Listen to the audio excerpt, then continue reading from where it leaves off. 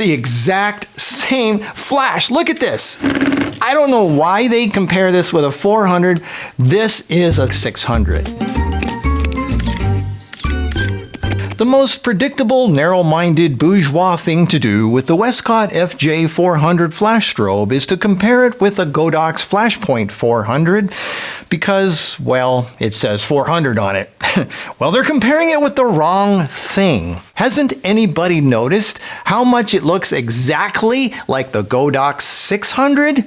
That's because it is exactly like the Godox 600. It's the same size, the same shape, the same weight, and yes, it's the same light output. So why did they call it the 400? You know, if you took a Toyota Camry and you called it a Supra, people would want their money back. But if you took a Toyota Supra and called it a Camry, people would go, wow, this is the best Camry ever, and it would sell like crazy. Maybe that's what they did. I don't know. I also think that when Westcott designed this, the Godox 600 was the only thing that was out. They didn't have a 400 at the time, so they needed something to compete with. I mean, look at it. It looks like the exact same thing. Now you're going to go, wait a minute, that's not the Westcott reflector. I know for light tests, I want to have the exact same reflector. But before we talk about the reflector, let's talk about the bulbs. I mean, look at this. It's almost the exact same height, the same everything. This bulb from Godox sticks out a little bit further than this one. This one's more flat and pudgy lit, and this one is more, sticks further in. I like this because this sticks into a modifier deeper, so you spread the light out more into the modifier. This is kind of crunched down a little bit, so it's not as much into the modifier. It is kind of, but the flash tube on the Godox is up to here. The flash tube on the Westcott is down here. So this does stick in more. I like that. All right, so anyway, let's put the reflector on here. This is the Godox reflector, and this is the Westcott stock reflector. Notice how much smaller the reflector is on the Westcott. Now, with this reflector that comes with this Westcott 400, if you were to use this, you would get about the light output of a Godox 400. But if you took this reflector from the Godox and put it on the Westcott, guess what? Now you have the light output of a Godox 600. That is what makes the difference. Now you're going to go, well, why did they use this thing then? Well, it's more compact. This is also heavier. This is quite a lot heavier than this one. This reflector weighs nothing. This thing is quite heavy. It's small, and the reason it's heavy is it's got magnets built in, so you can clamp gels on there, which I never do. To me, this is caca. Now this is the original Godox reflector. It's the round one, the pebbled one. If you were to use this reflector on the Westcott 400, you get over 1 stop more light output from the Westcott 400. Now if you were to use the newer reflectors that everybody's using with the prism inside, with the prism effects, now you can get over 2 stops more out of the Westcott 400, which is even brighter than the original 600 with the original reflector. That's pretty amazing. Now, no matter which reflector it is you're using, if you're using the same one on both, the Godox 600 gives you a wider spread pattern with the same reflector than the Westcott does because of the differences in the bulb shape. So if you're going to use a Westcott FJ400, the first thing to do is to get a Godox reflector.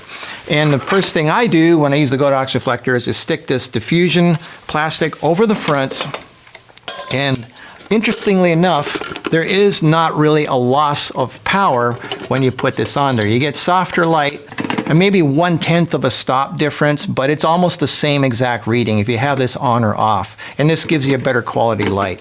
So first thing I did was put the Godox reflector on. Now look at the difference here. This is almost the exact same unit here. And the only thing different now is the battery. The Godox battery is 8,700 milliamp hours.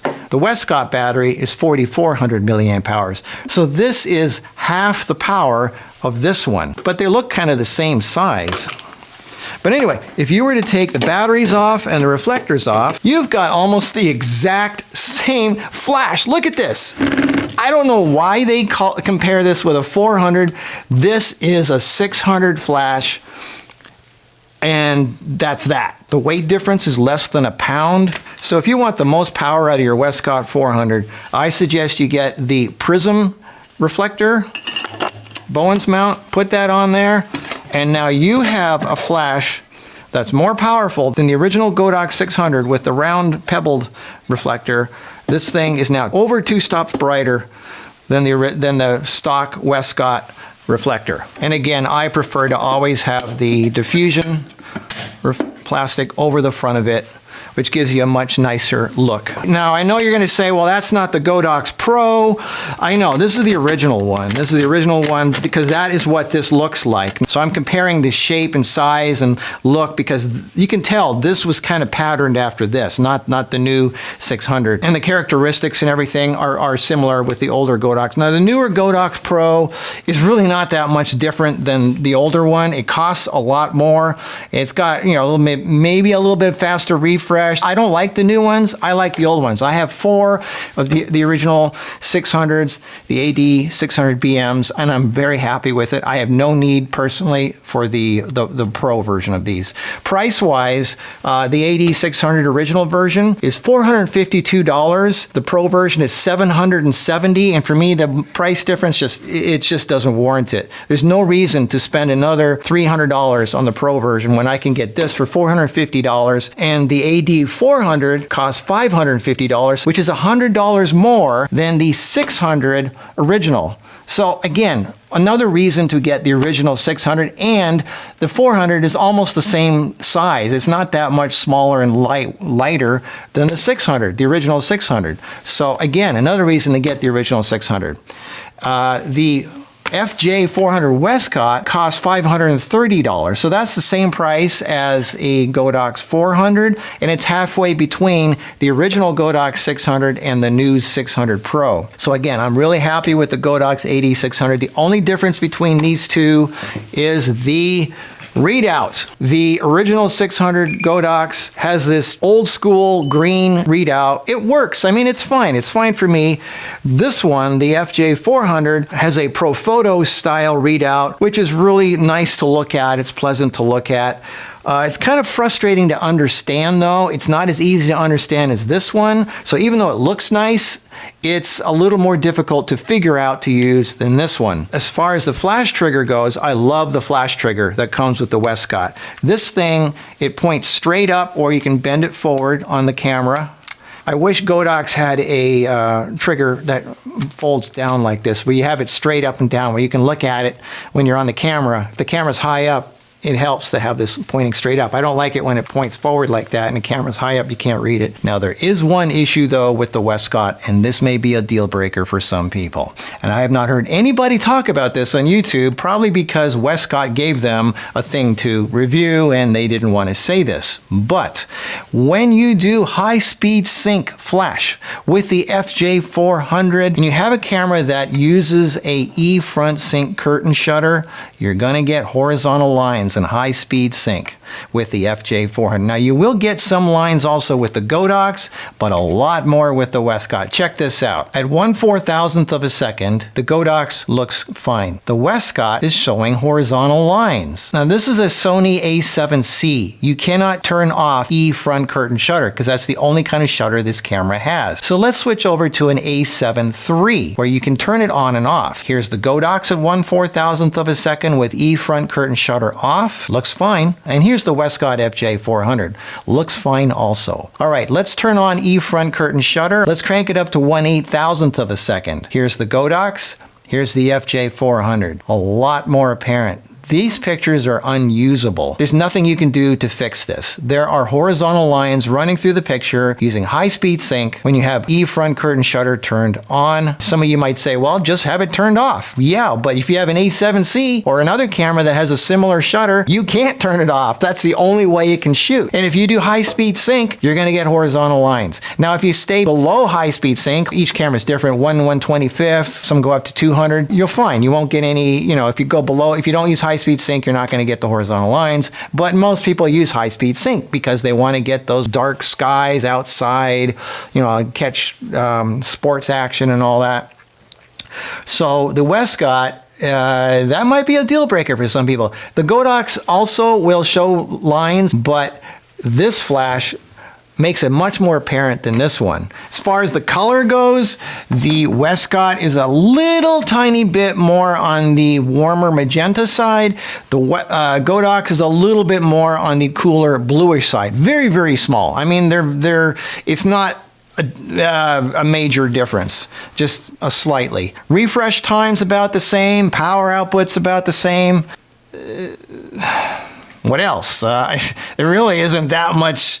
This thing weighs less than a pound more than this does, so even the weight's kind of the same. The battery's twice as strong on the Godox. The Godox menu screen is easier to use, but the FJ menu screen looks better. The Godox bulb sticks out further, which is great for modifiers. That's about it. The original Godox 600 costs $100 less than this one. What else? Really, I mean, if you already have a whole bunch of Godox stuff, I say stick with Godox. I mean, I like Westcott, and I like how clean their design is and everything. I like the Profoto style readout, but really, is that why I'm going to get something? Because it has a nice readout? I don't think so. First thing I would do is put any Godox reflector on there. I like both brands. I'm not a hater of any kind. I have a lot of Godox stuff, so I'm going to stick with Godox. The Westcott, I'm going to give it away. I'm just going to give it away. So yeah, that'll be my next giveaway. So if you want a Westcott FJ400 and a Westcott, this is a Sony flash trigger. You need the flash trigger is Sony. It only works with Sony. I'll even throw in the 200. So I'll get a whole Westcott system, the trigger, the Sony trigger, an FJ400 and an FJ200, just for you, brand new. I only played with it for a day. You can have it. It's over $1,000 worth of stuff that I'm giving away. At least. I don't even know how much it is. So anyway, you got to get your own Godox reflector, or maybe I've got one sitting around. I don't know. We'll see. So there you go. The royal comparison of the two 600s. I'm not going to call this a 400 because it's really not a 400. It's a 600 when you have that reflector on there. Okay? Okay. Leave it to Marcus to do something different and bring the truth to light in the world of photography. Alrighty then, I will see you in the next video. Until then, have a wonderful week. Bye-bye.